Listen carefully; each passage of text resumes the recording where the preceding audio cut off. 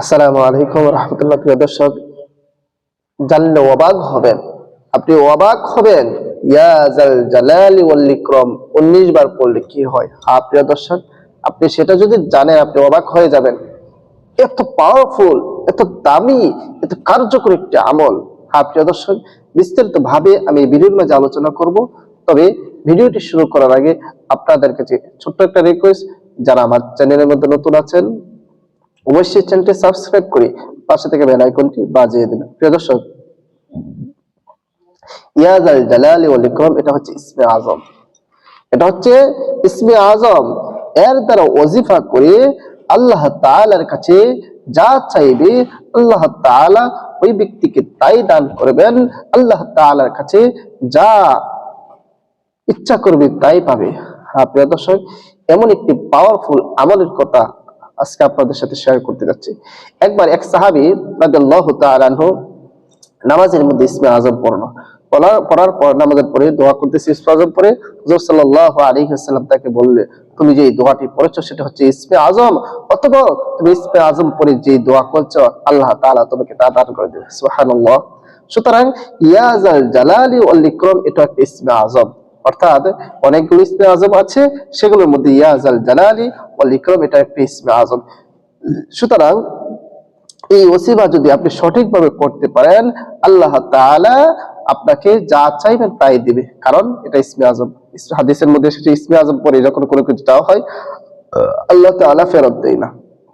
সুতরাং সে আমলটি কিভাবে করবেন আসলে আমরা জেনে নিই। সে আমলটা আপনি যখন ইচ্ছা তখনই করতে পারবেন, তবে করার আগে নিজে উযু করে নেবেন, পবিত্র হয়ে নেবেন। উযু করে পবিত্র হয়ে এরপর আমলটি করার চেষ্টা করবেন। সর্বপ্রথম 3 বার ইস্তিগফার পাঠ করবেন।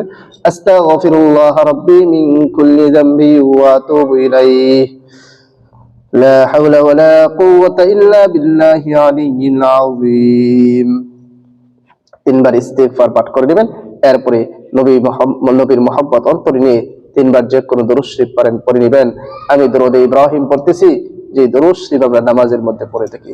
আল্লাহুম্মা সাল্লি আলা মুহাম্মাদি ওয়া আলা আলি মুহাম্মাদ কামা সাল্লাইতা আলা ইব্রাহিম ওয়া আলা আলি ইব্রাহিম ইন্নাকা হামিদুম মাজিদ। আল্লাহুম্মা বারিক আলা মুহাম্মাদি ওয়া আলা আলি মুহাম্মাদ كما باركت على إبراهيم وعلى آل إبراهيم إنك حميد مجيد।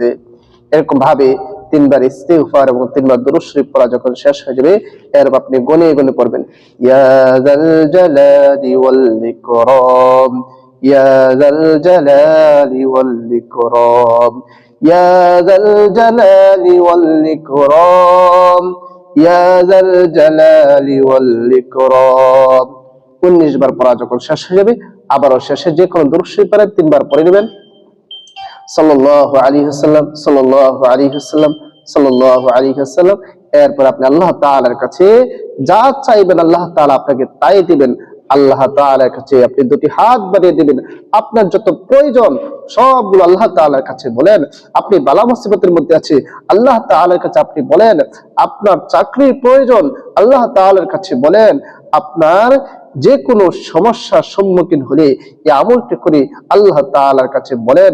আল্লাহ তাআলা আপনার আশা, আল্লাহ তাআলা আপনার আকাঙ্ক্ষা সব পূরণ করে দেবে ইনশাআল্লাহ। আপনি যদি আল্লাহর উপর পূর্ণ আস্থা রেখে সহি শুদ্ধভাবে যদি আমলটি করতে পারেন অবশ্যই ফলাফল পাবেন। প্রিয় দর্শক, ভিডিওটা বেশি করে শেয়ার করে দিবেন। আর সবাইকে অসংখ্য ধন্যবাদ ভিডিওটি দেখার জন্য। আসসালামু আলাইকুম ওয়া রাহমাতুল্লাহ।